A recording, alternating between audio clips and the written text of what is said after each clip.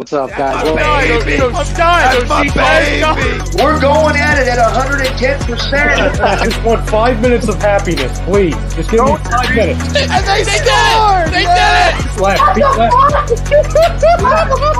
What the hell was that? Oh, yeah! What the fuck are you talking about?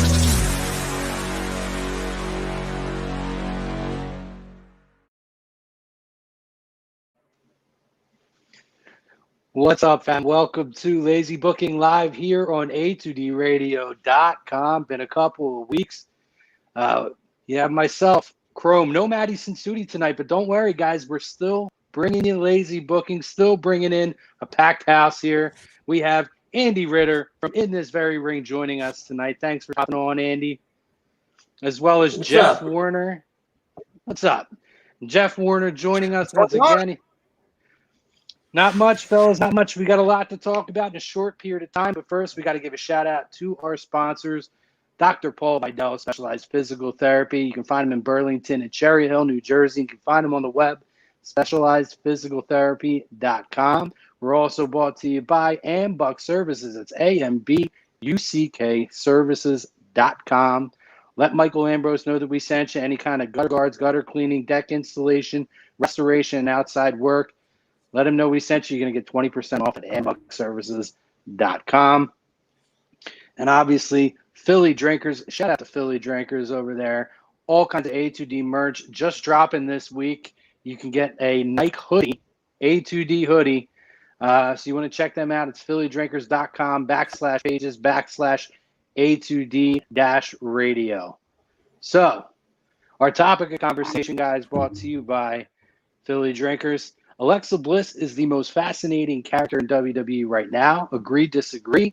We're on Facebook, YouTube, Twitter, Twitch, Periscope. If you're catching us delayed in podcast platform, whatever, we appreciate you guys. If you're in our chats, please join the conversation. We want to talk to you guys. Lots to talk about. The road to WrestleMania is kicking off now, guys. We're on to the Royal Rumble upcoming. And boy, do we have some doozy for title matches. I'll tell you what. So incredibly excited. Might be the best set of title matches we've had ever. We're going to talk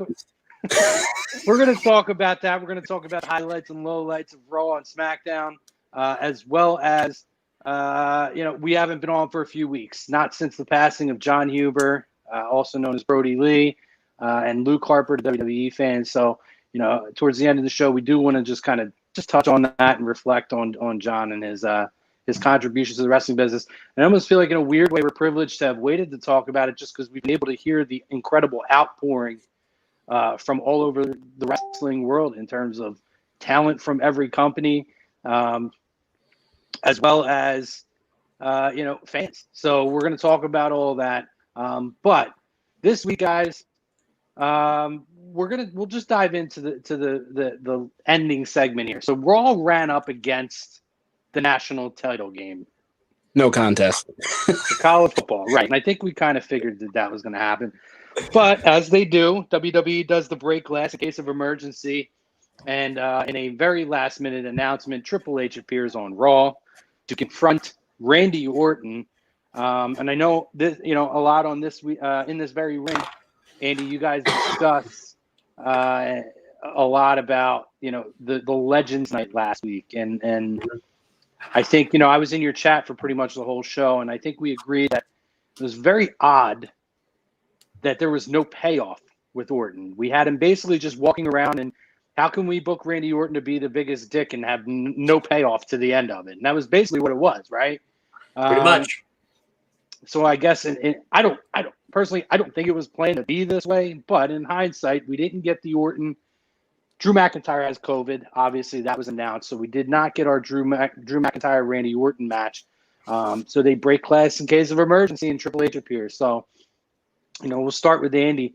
I just kind of want to get your reactions to, obviously, the opening segment. And really, we could just fast forward to the end, considering that it does tie into our Alexa Bliss topic here. What were your feelings in terms of kind of the bookend main segment of Raw this week? So when WWE broke the news about McIntyre having COVID, reports very, very quickly came out afterwards stating that they were trying to find a suitable opponent for Orton because Orton was still going to headline the show. He was still going to main event the show, especially with them going up against the national championship game. Having it being Triple H and the way they played it through, I enjoyed it. I was okay with it. It actually, I was working last night, and it actually got me to turn on the opening segment to Raw live. I was on my phone sitting in the back. I was going, Hunter's coming out. I was telling another guy, I was like, just wait, Randy Orton's going to come out. And, it was a little predictable, right? But at the same time, having Triple H come out, having the idea of his first match on Raw in the last 5 years, I was like, okay, I have a reason to turn on Raw later tonight, right? This makes me want to come back no matter what's happening, throughout the rest of the show. At least I know come back later for the main event. There's going to be something to happen. So I think WWE, for the first time in a very long time, as far as opening segments go, played it off really well. And then when you turn around and you see how that, we'll call it a quote-unquote match between those two happens and how it transitions into what I truly think was the end-all, be-all plan for Raw, I'm very happy with how it turned out. Alexa Bliss is the most fascinating character because here we are. There's no Fiend. Fiend hasn't been on for 3 weeks time since TLC. And yet Alexa's still keeping. I wonder if Chucks likes Alexa Bliss. That's just a guess here. I keep seeing the same comment coming across.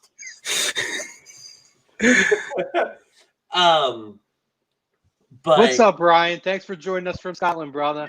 Hey. Hope you enjoyed the show. Chime in. We want to read your comments, brother. So keep commenting on the show. What's up, Povia? I wish Alexa Bliss had hit me with a fireball instead of sitting through that 3-hour mess. See, I haven't finished Raw, so I don't know. So a lot of this is going to be knee-jerk reaction tonight from me. Wasn't that good? I didn't expect it to be.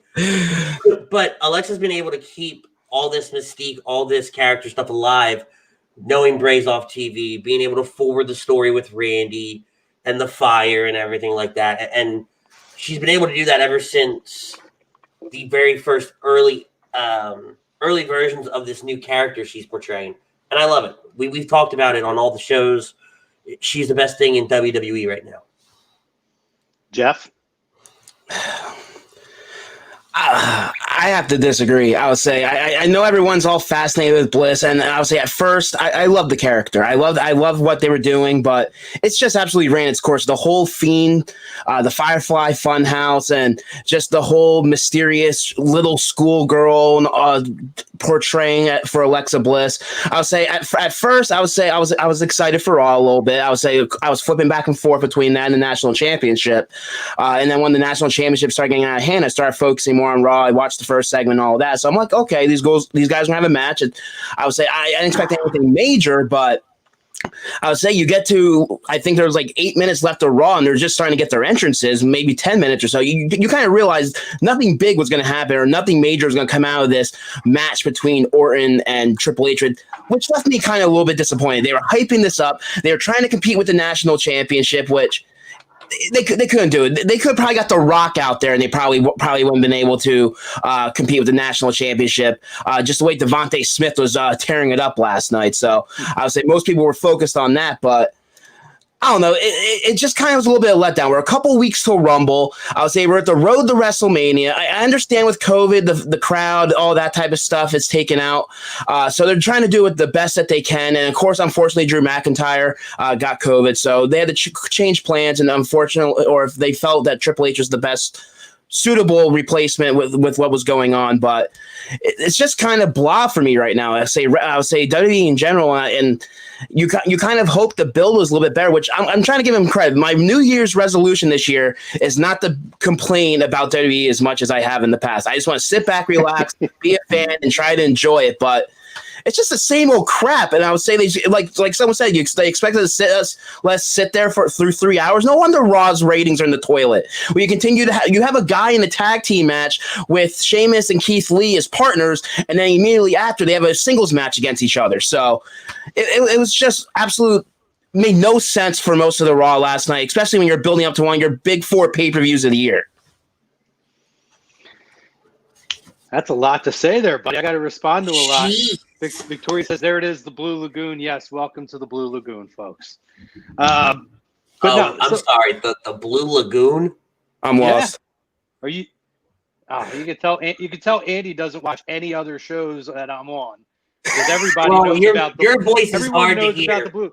Watch After Dark, brother. Everybody knows about the Blue Lagoon. I watch the parts that you're not talking in. Well, that's few and far between, buddy. But listen, by the way, cheap plug, the Blue Lagoon will be featured again tonight. A2D After Dark. Make sure you guys check us out tonight. Victoria, all the ladies, Victoria, Lindsay, me, Big Dad, tonight at 9 p.m. after Lazy Booking. So. Anyway, a lot to unpack between you guys. There it is, Levi. You got it, brother. The paint color is the Blue Lagoon, Andy. That's why it's called. That's why this has now been dubbed the Blue Lagoon. So moving on. I mean, no, but moving on. So Raw was not great. We can all agree on that, and I'm sure we'll touch on a few other points as we go along. However, with Andy, I don't think this was the ultimate plan, obviously, because something was going to happen. In terms of Alexa being featured, more than likely this was the plan. However, to pull Triple H, and it definitely reeks of a ratings grab on a week where they're going against the national championship game. And I feel like, I always love to see a good Triple H segment, whether I expect it or not. But, is this a wasted opportunity to see Triple H now when we could have got him at another time? Maybe it does. Maybe it doesn't affect that.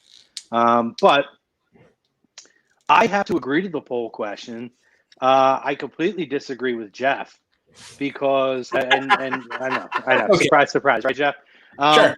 What I would agree on is I think at this point with a lot of WWE programming, we're really grasping at straws for a lot of things. I think that's something that across the board we could probably all sit and say, yeah, I think that's a fair assessment. However, I don't believe the Firefly Funhouse has ran its course. I don't believe that. I love the evolution of Alexa Bliss's character. And honestly, a year and a half ago, would anybody believe if I told you that Alexa Bliss could go toe for toe against one of the greatest promos in the history of the sport or sports entertainment? One of the best promo guys in Randy Orton, not just once, not just twice, but multiple times over weeks. And she has managed in a weird way almost, even though that the Fiend is kind of centered around this, she has managed to build her own ongoing storyline with Randy Orton over the last week or month and a half, basically, because there has been weeks in between. And she's been featured in the main segments, the show-ending segments. And I think she's been absolutely phenomenal. I think the fact, too, that, I think she got pigeonholed into the kind of snobby, kind of bullying. What the hell was that group called in TNA? The Beautiful People. That's almost it. Kind of that type of a character. And it's a complete 180. And I don't look at her like the schoolgirl character. I look at her like she's kind of twisted a little bit. She's a little bit out there, like a Harley Quinn.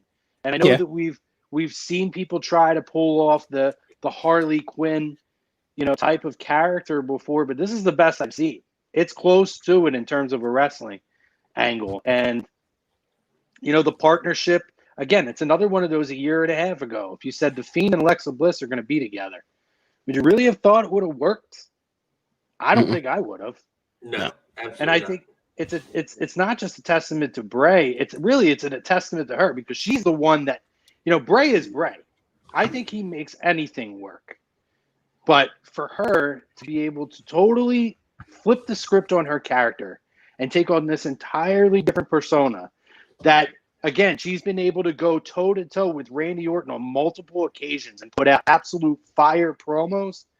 And fire for real. Yeah, literally fire promos, I think says a lot. I think it's a credit to her. I think she is the most fascinating character. And just when you think you have the character figured out, there's other little twists that we see. You know, the moment of Bliss change to the kind of the playground and her swinging on the swing. And I just think there's so many different avenues they can go with it. I love it. I absolutely love it. I'll say she's doing a great job. I'm not denying that, but what's the ultimate end all? How long do they continue this? So after this is over with, where's she gonna? What's the next angle? I would say that's what I'm trying to figure out. Like right now, I would say I agree with you. I would say she's doing a great job with what she's told to do and with this persona, but after this, is she just gonna end up in the middle of the pack once again in the women's division once Becky and Ronda, if they ever come back? Also, how long is this gonna last? I would say, like I said, I would say her character is relatively new, but the whole Fiend thing, I feel they only can go so far with it. See, and I want Andy to chime in after me here. Brian will answer that in a second. We'll do that as a follow-up question about when do we think Bray will be back. I disagree with that, Andy, because to me, and I want Andy's opinion on this for Jeff, but I look at this as, I do believe it's different, but it's the same. I believe that a character similar to The Undertaker that, you know, we're at the point now where Bray doesn't need a title. Bray doesn't need a title to continue on. So you're going to have these storylines of, you know, him and Randy Orton going at each other. And who knows where he's going to go after that. I look at Alexa now, and I don't feel like Alexa needs to be thrown right into the mix of anything. I think that her and Bray, with the wagons hitched together for a year, 2 years, could really be something that could really evolve into something special. You know, we're so used to seeing these men, you know, over the years who we've said, you know, they never really needed to be a guy to carry the title. You know, the Chase was in it, or in the case of The Undertaker, or even Mick Foley. They were able to be main event featured acts without having to be champion, without having to have the strap. And I think that that's something that Alexa could be emerging as the female version of that through this character, to where you look at her and you say, you know what? She's fascinating. She feels like a big deal without having to have the women. To me, she feels like a bigger deal than any of the women on the roster right now. I agree. Any of them without a title. What do you think, Andy? And I have to agree with you. I'm very prone to agree with that. I think Alexa has transcended the division. And when you look back to, you want to bring up Undertaker, you want to bring up Mick Foley, right? A lot of their storylines were without titles, because some of the best cards that we've seen was, yeah, you had your title matches, but you also had these other matches that had no title on the line, but had such a compelling story throughout. You know, at least for the time and for the place, right? So what Bray and Alexa are doing is they're telling those sub-stories, and they're giving other people, and in this instance, it's Randy, right? But they're giving these other people an avenue to have a story with, right? And to come out the other side different. It's a repackage without taking anybody off of TV for a long period of time. It's a way to say, hey, you know what? We see something different in insert name here. Let's put them with Bray. Bray and Alexa can carry them through a promo and a storyline. And now when we come out the other side, they're going to be this, right? So it's a transition.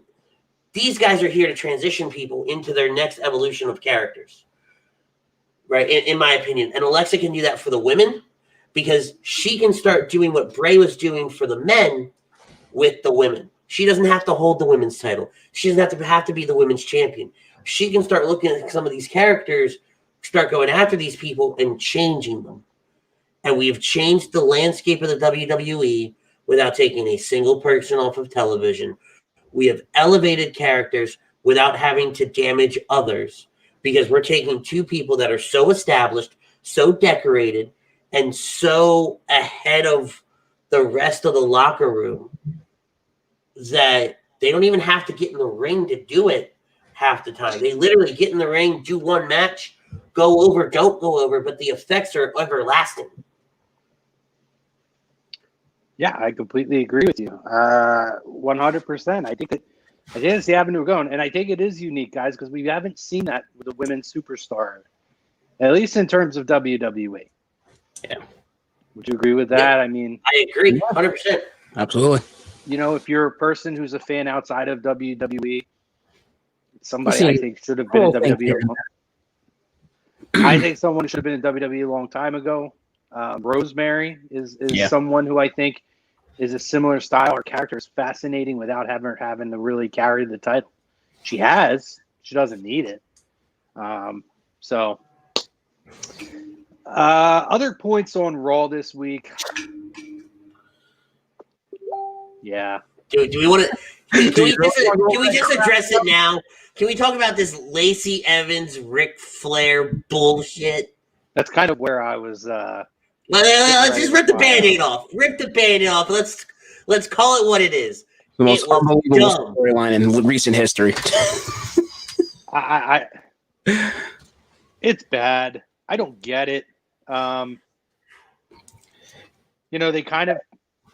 I don't know. It's basically the repackaging old freaking material that they did about 15 years ago. It's basically another similar situation with Tori Wilson and I think who was it, Dawn Marie, where she was like dating her father and all that type of crap. All right. Well, so first of all, let me tell you how it's not the same. One, Tori Wilson's father was not a 2-time Hall of Famer. Oh, that is Ric Flair. Okay, that's part number one. Part number two, that was just some weird bullshit. Yeah. And number three, when Hollywood is turning around and they're literally repackaging every single blockbuster movie imaginable. I mean, my God. We have storylines. Exactly. You're going to get that in pro wrestling. You are. I mean, you have soap operas that have been on for 50 years that have done the same thing at least 3 times. Uh-oh. Who's joining? Chrome, can I chime in on this? You sure can, Ryan. Ryan Brodo on the 1s and 2s. Thank you, sir. What would you like to chime in on? Please do. Because I feel like I'm obligated to for this reason. And this goes all the way back to the Mount Ephraim days, Chrome. You know this very well. Yep. The days where it was me, you, and Maddie, and we were advocating for the respect of Lacey Evans. Remember that? About, hey, they just have her walk into the ring. She could do so much more, right? Mm-hmm. I am officially retracting those statements, ladies and gentlemen. This is what I advocated for. This is what we spent hours begging to get to this. No, let's go back to just having her walk. Just walk down the damn ring. This is ridiculous. This is an abomination. That's what this is. That's all. That's all I have to say. Thank you, Ryan. Dynamite drop in by Ryan there. He's not wrong, guys. I mean, he's not. You know, I can't retract my statement. If anything, Ryan, this just kind of reaffirms that statement that she can do so much more. She's proven, and since that time, she's proven it. I don't know about you guys. I think they missed opportunities to put the title belt on Lacey. I went on the air right after the Royal Rumble last year and said, I think it was on your show. I think I did Lazy Booking right after. And I said the title should have been put on Lacey. It was a travesty.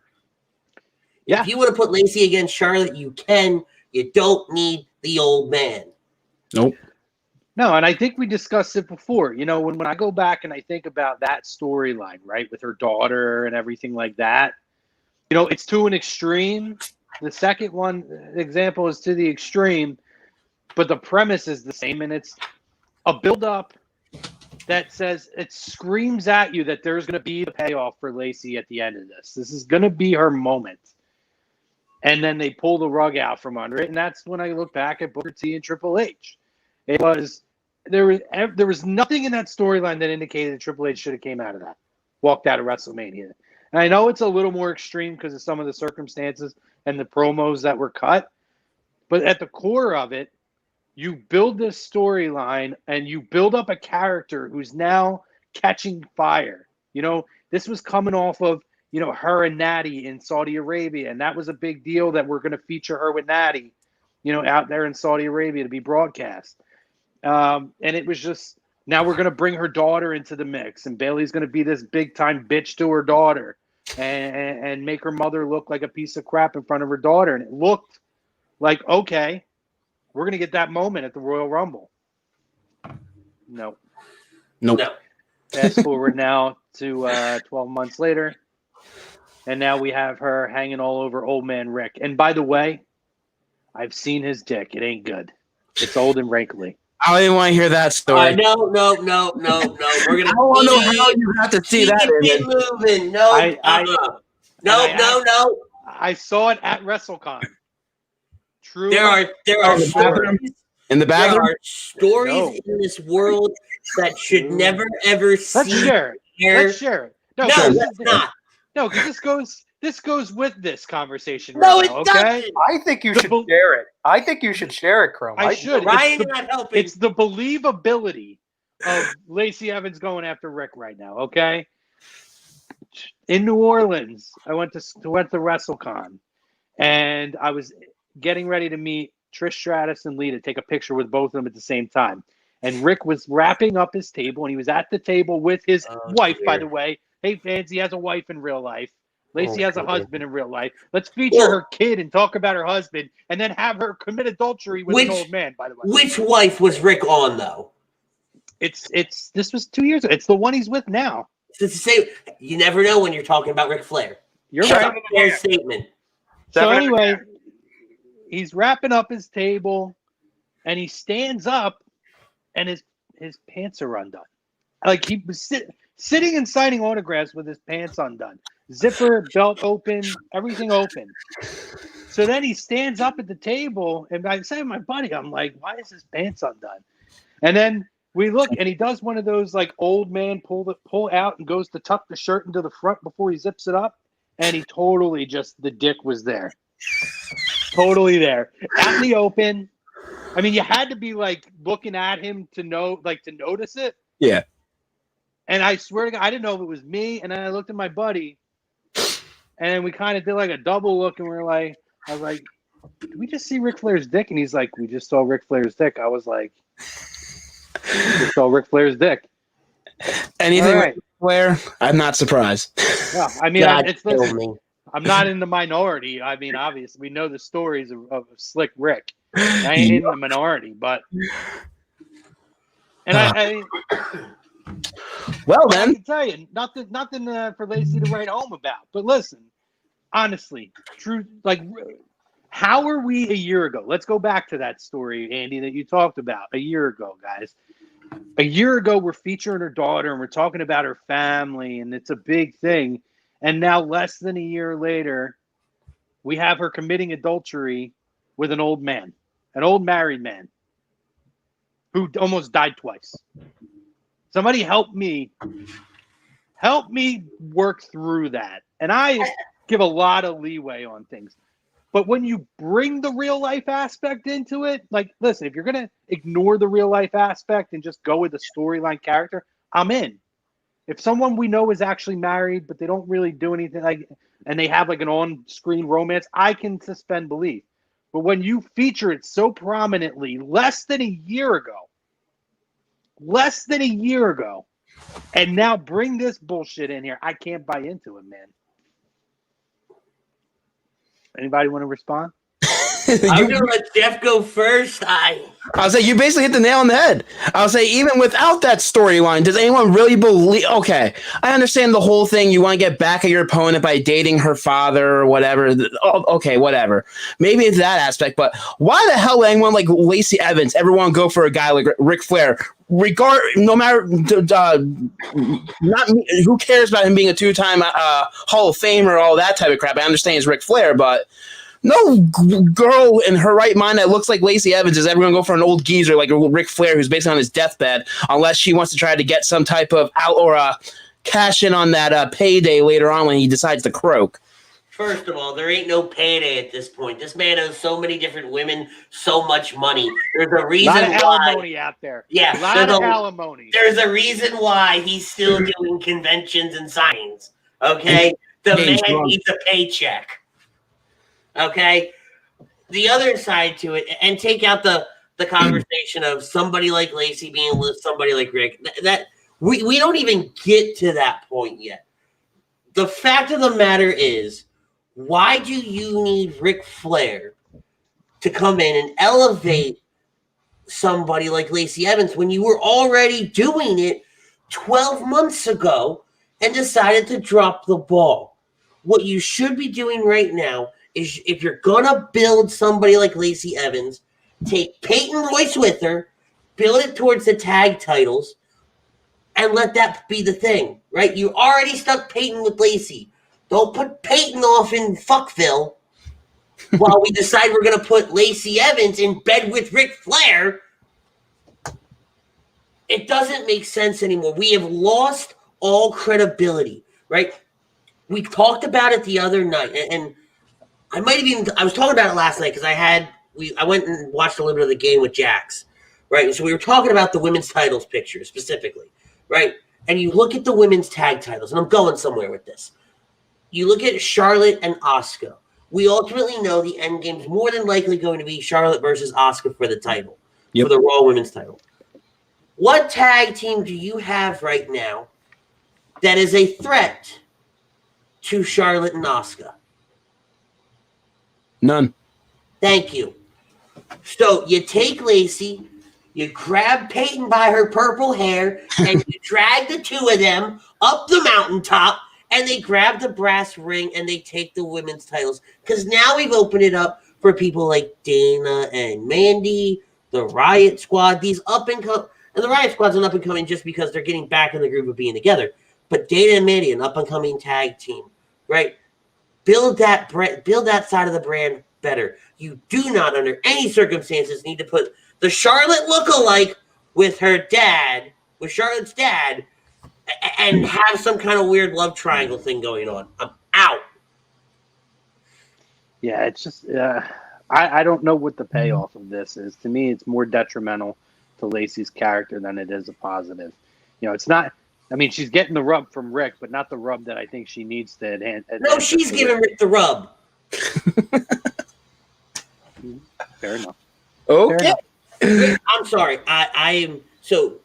Chrome, you are very against certain individuals that shall not be named, like Bret Hart. In recent years, you can name him. Bret Hart. In recent years, I have become very anti-Ric Flair on TV because it doesn't do anything anymore. Yeah, it does, and I agree with you, Andy. I don't think you're far off on that. Most of these legends, that whole Legends night was a freaking joke. Well, listen. Besides the whole ending segment that set up something, what the hell's the point? They're trying to freaking capture the old geezers sitting on their couches that used to watch these guys growing up as kids to try to get the freaking ratings back. I would say stupid backstage segments with Sergeant Slaughter and whoever else in the background. Freaking pointless. Yeah, but they've always done it, Jeff. I never have a problem with it. One nostalgia show doesn't turn me off, and you do it early in the year, get it out of the way. Like, I have no problem with it. I miss when they used to do the old school Raw once a year. I liked that with the old school set, and they would bring people back, but it's no different. They're just not doing the old school set, and they did the same thing then.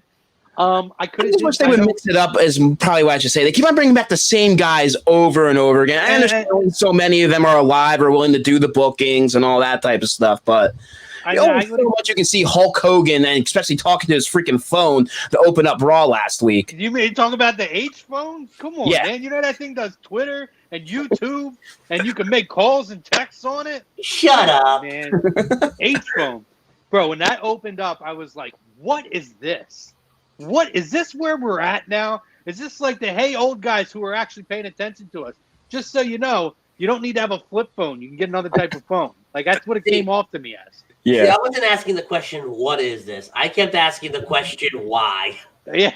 Just why? Why is this in existence? Now, I'm going to be the guy, okay? I'm going to be the guy to say this. And now in hindsight, I can go back and really say it, okay? So, I have no problem with the Legends coming back. I agree with you, Jeff. It's a lot of the same. And I agree with Andy in that it's one thing if we're getting an occasional once a year, maybe even twice a year Ric Flair appearance. But they're happening far too often now to where it's just not special anymore. I still felt like take the H-phone thing out of the equation. Seeing Hogan and Jimmy Hart together, that was fun. I was fine with that segment. The H-phone was weird. But I feel like you could have used a Hogan appearance much better.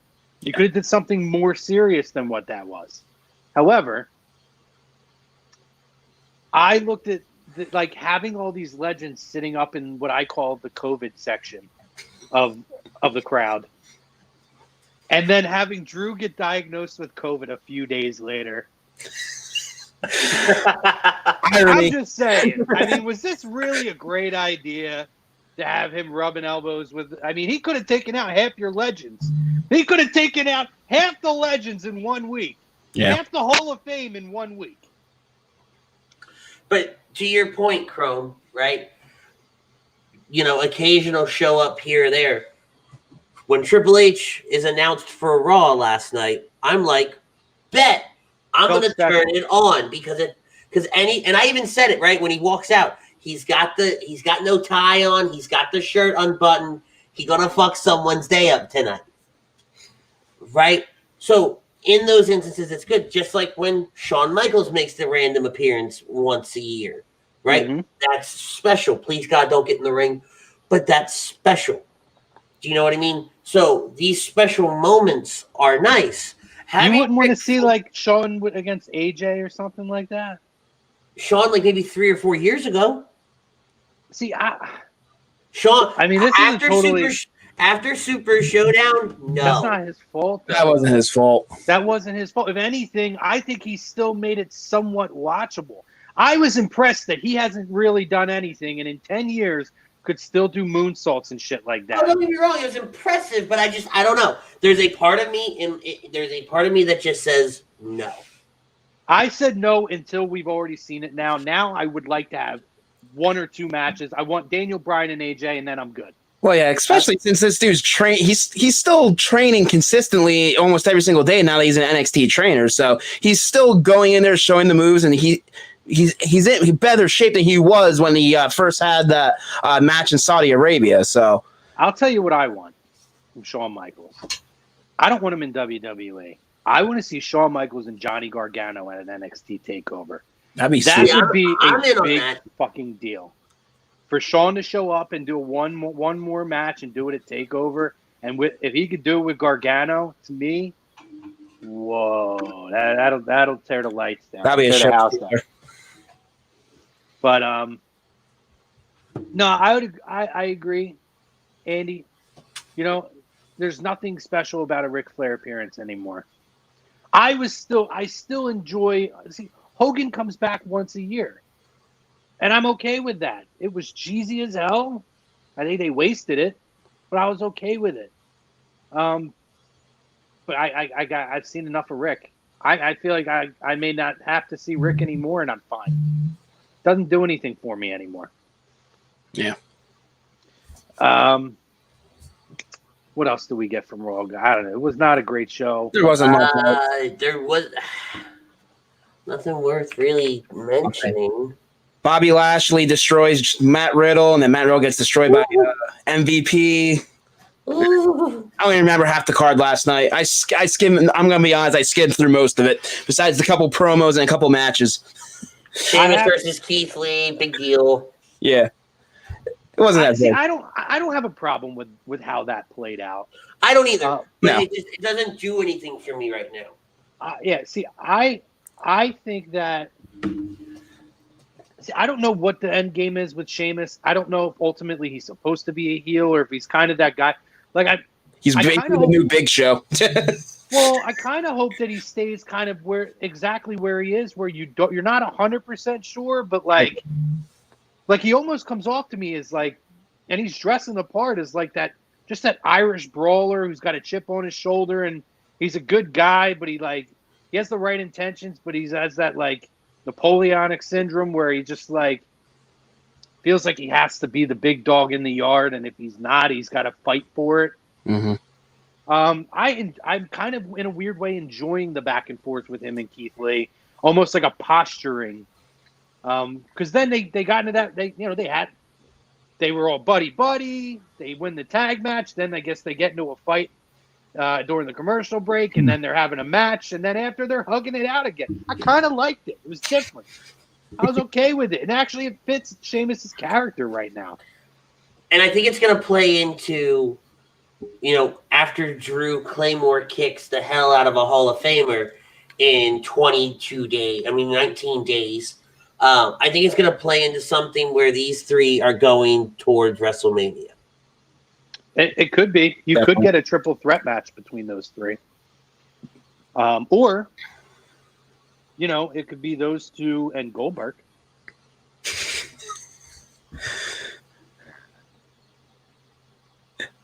Well, do you just what does he like Goldberg? Does he hate Goldberg? He loves Goldberg. He's a big Goldberg mark. Good, I'm with him. I love Goldberg. But I love Goldberg too, dude. But just because I'm a Goldberg mark doesn't mean I need to see Goldberg in the title picture in 2021. All that matters is the ratings. That's all that. Fuck your ratings. So what match are we more excited for, guys? Are we more excited for Goldberg and Drew, or are we more excited for Adam Pearce and Roman? Adam and Roman. Me personally, Goldberg. Adam and Roman. I'm sorry, Roman and the Pierce match is a freaking major waste of time and a major squash on your top 4 pay-per-view, one of your top 4 pay-per-views of the year.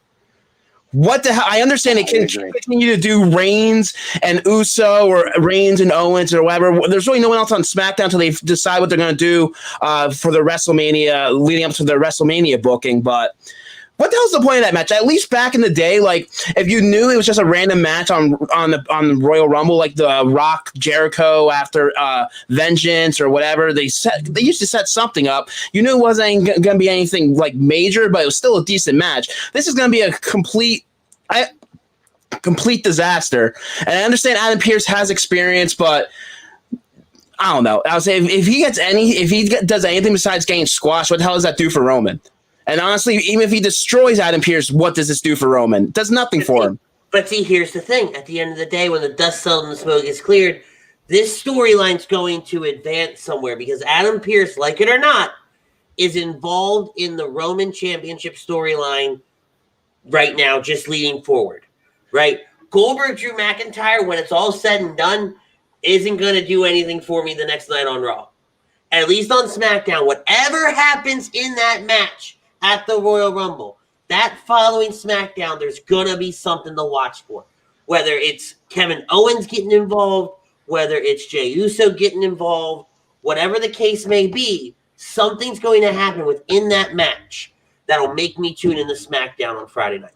I think more so than Drew versus Roman.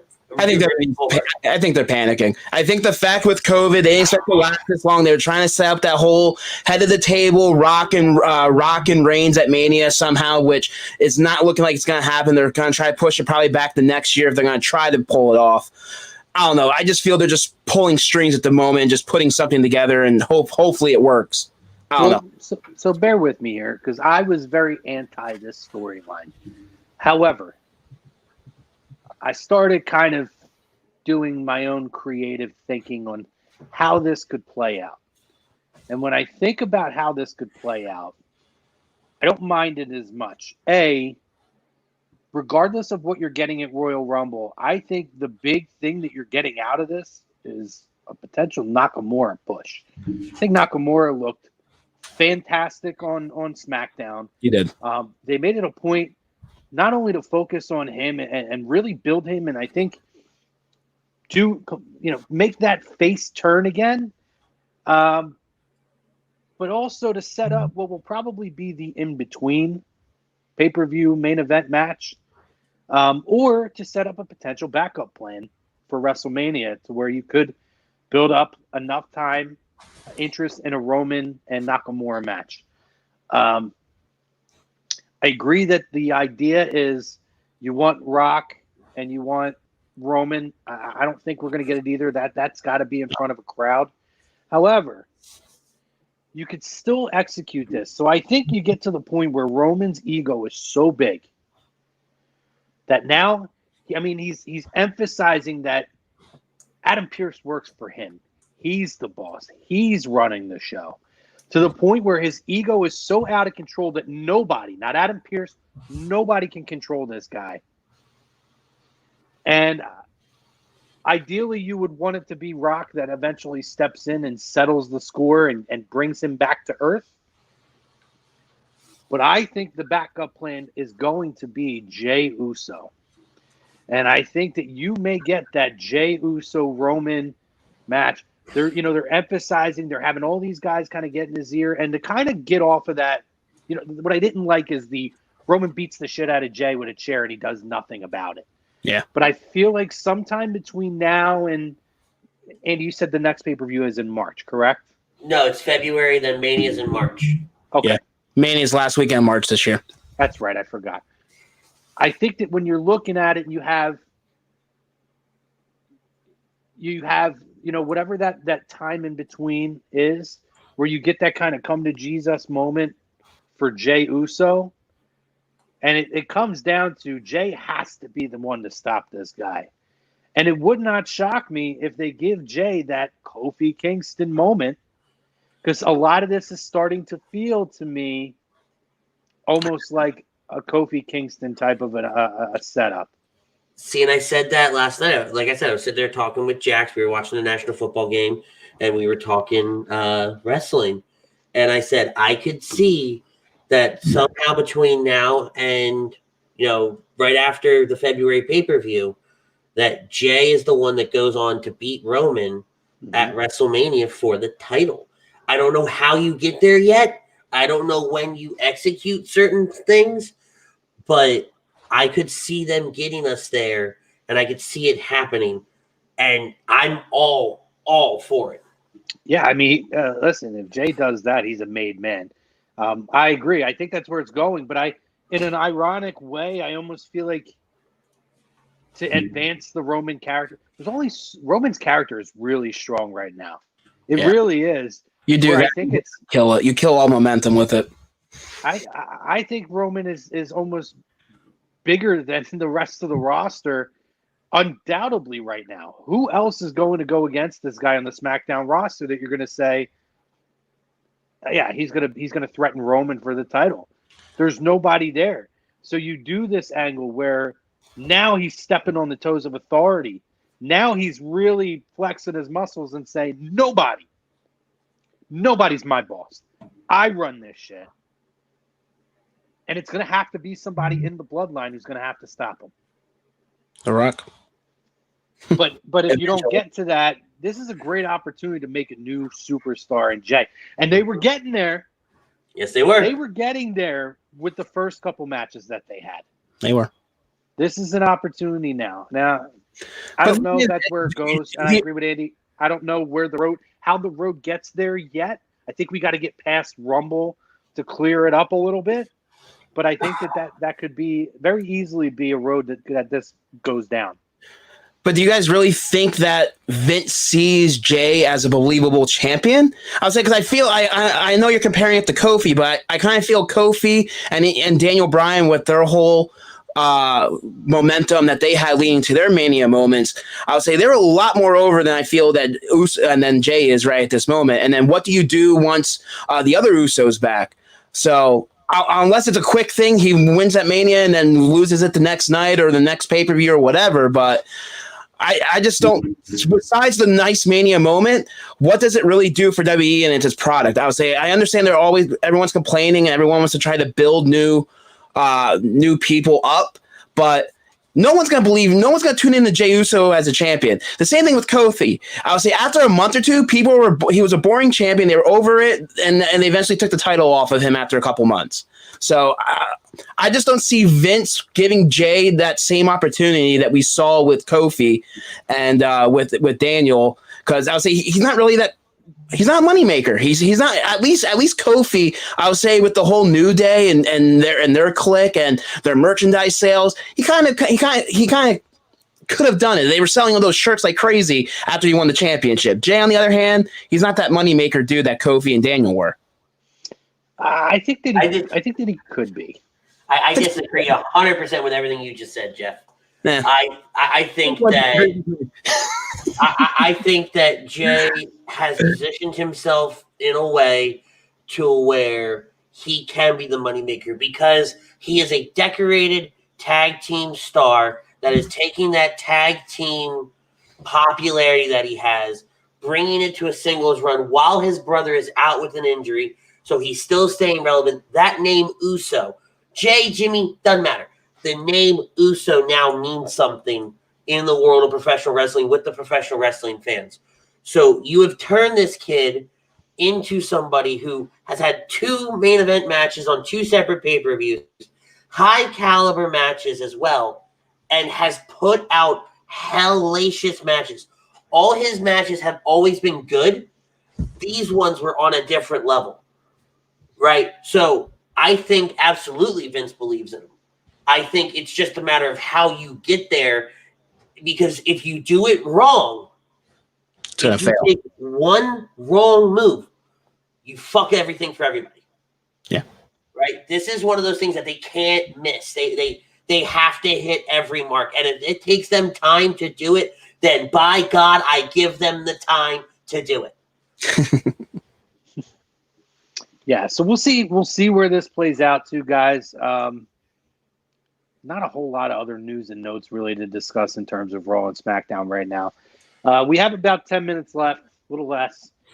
And obviously I want to take some time to discuss the passing of Jon Huber, Brodie Lee, Luke Harper to wrestling fans. I did get my shirt today. I'm still waiting on my tribute shirt that they made. It's still in the mail. And I got that. I think mine comes next week. There you go. So I'm pretty excited to get that.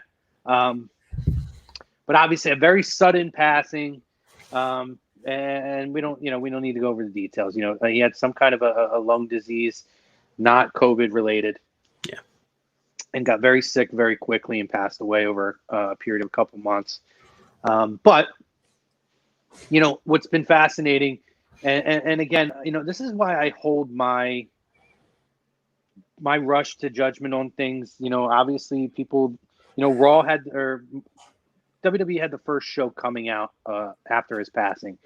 It was Raw, and everybody immediately says, how could they not do this? How can they not do that? And if you take time and let things play out, it played out as it did. And WWE wanted, and rightfully so, AEW to have their opportunity to do their big dedication to him. And I thought that it was done right. They took the handcuffs off and told talent that were on that Raw show, you guys can pay homage in any way that you want to do it. They showed their graphic.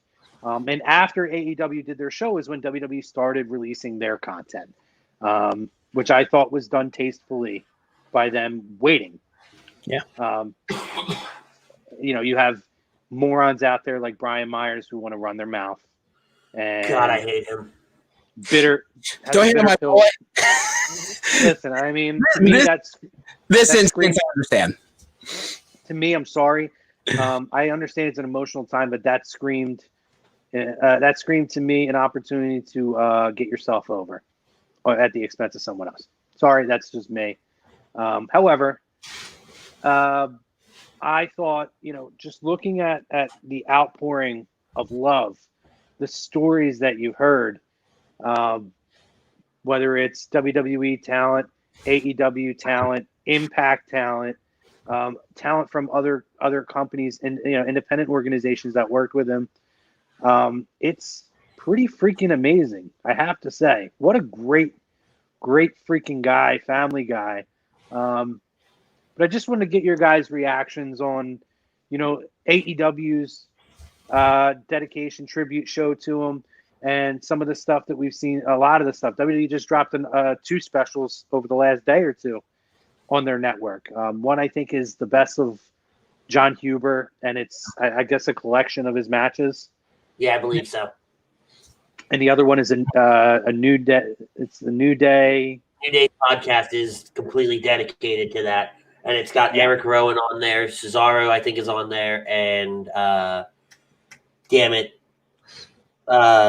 Tyler Breeze is on there. Yeah. So I didn't watch that yet. I think that's going to be either tomorrow or Thursday. I checked that out.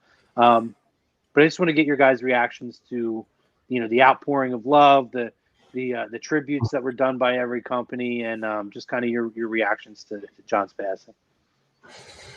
I would say it was a sad day. I would say, like you said, it was very unexpected. I would say I got a notification on my phone the night it happened, message our group chat. None of us believed it until the AEW and his wife officially came out and said that he passed away. So it was a sad day, but I would say just listening to a bunch of different podcasts, different wrestlers in the business from both companies. The one thing they, like you said, that they continue to bring up, it's not that they're going to remember him as a great wrestler. They're going to remember him as a great family man and a great father.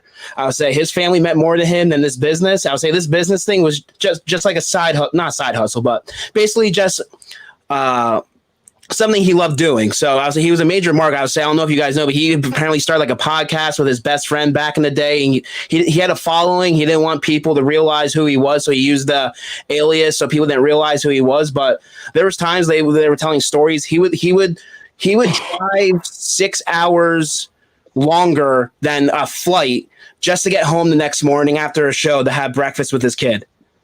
I'll say, he's a great wrestler, but I would say I hope the rest of us, I would say he's on a major platform and he was on TV and all this and that, but he didn't care about that. He cared about his family. And I just hope the rest of the world and the rest of the IWC realizes, like, hey, I would say maybe a little bit less fighting and a little bit less bitching and a little bit more about realizing the important things of life, especially the way our country is going at this moment, and just realize what we have around us, like our family. And you know what, to that point too, Jeff, his wife talked about that. Why, she said herself, he loved WWE. People tried to talk about how after his passing, people tried to say how he felt. And his own wife came out and said, why does it have to be AEW versus WWE? Why can't it just be the wrestling fans? Why can't it be the wrestling world? He loved his time there. He loved the people that he met. He loved working for them. That was his dream. Yeah. And he loved AEW in his time there. Why do we have to pit it against it? You know what I mean? And I thought that was so eloquent by her to say that we should all be together. We should all be supporting all the companies. Yeah. Andy? Yeah, I mean, we did. I was actually walking out of the office talking to Frank Vespi from here because we were talking about the show. I was like, hey, I don't know if the thumbnail is going to work for tonight. Blah, blah, blah. Can you change it? And he messages me back saying, Brodie Lee just passed. And I went, what? And I called Ryan. I was like, I need you to rewrite my show. I'm driving home. And Frodo rewrote my show on the drive home. And if you watch it, there's about probably 10 or 20 minutes where we're just like, what just happened? Yeah. And that it caught us so off guard because like you knew something was up. He hadn't been on TV, right? Small little reports had come out that he was sick. But what got me so much and still gets me now is every day there's a new story. Every day there's a new, testimonial. There's a new this, there's a new that.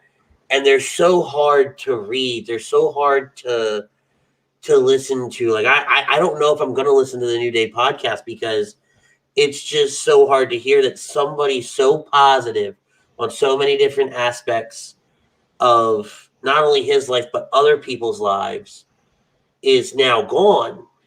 It's a blow not only to the business, but I think to just the world as a whole, right? You lost somebody like that. That was how do you come back from that? Right. And I said it on In This Very Ring, and I'll say it here, and I've said it on different threads. What AEW and WWE have both done and how they've taken the route with their tributes and what they've done for the family and everything like that. Spot on, perfect. And anybody that has anything negative to say about it doesn't deserve to be a part of any conversation.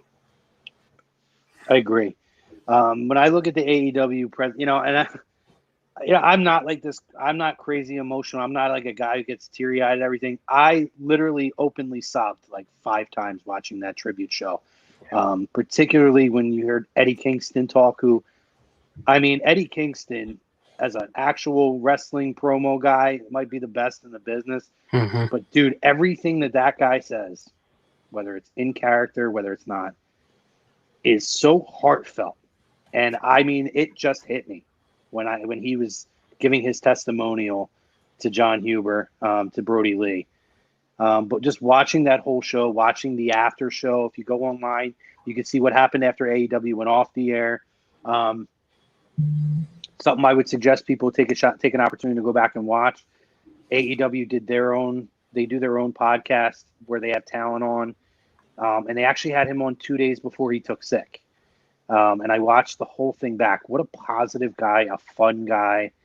But just to kind of watch that and then go back and watch the testimonials from WWE superstars, obviously the New Day on Raw Talk. It was very, very emotional. And I think a lot of his stuff, guys, he's a guy who you don't realize how good he was, unfortunately, until he was gone. And he was just hitting in terms of just the in-ring work, really just starting to hit his stride. I was not a fan of the Exalted One at first. But he even talks about it on that AEW show where he says, he got comparisons to Vince at first, and he said, I didn't want that. That's not what I wanted. So he changed the character up a little bit. And I think you can tell when you really go back and see the first month as compared to how it evolved a little bit.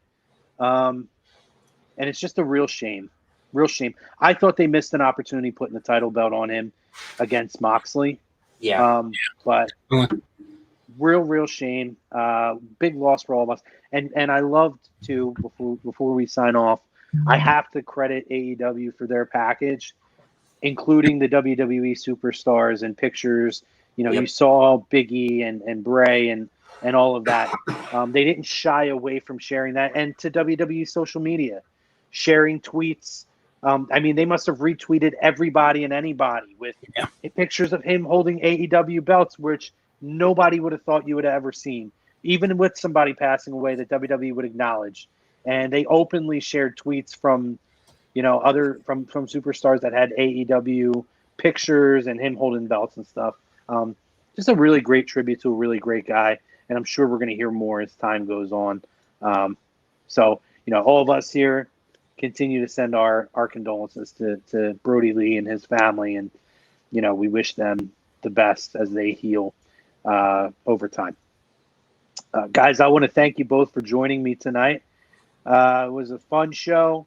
We're going to have a lot of fun shows coming up. Andy, I want to try to get that Rumble show going.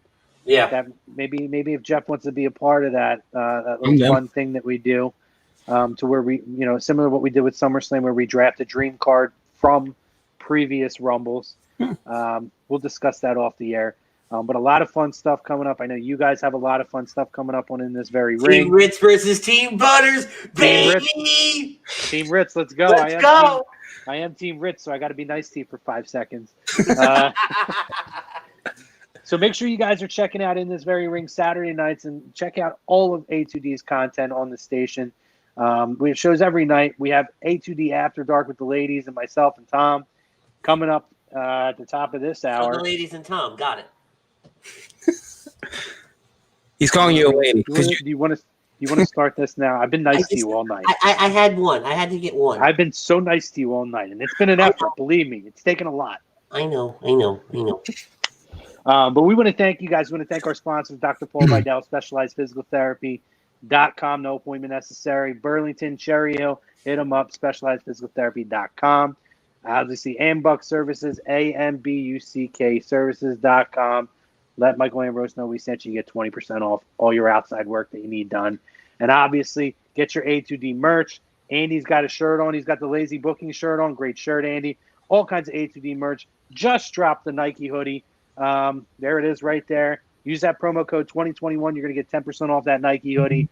And so much more at PhillyDrinkers.com.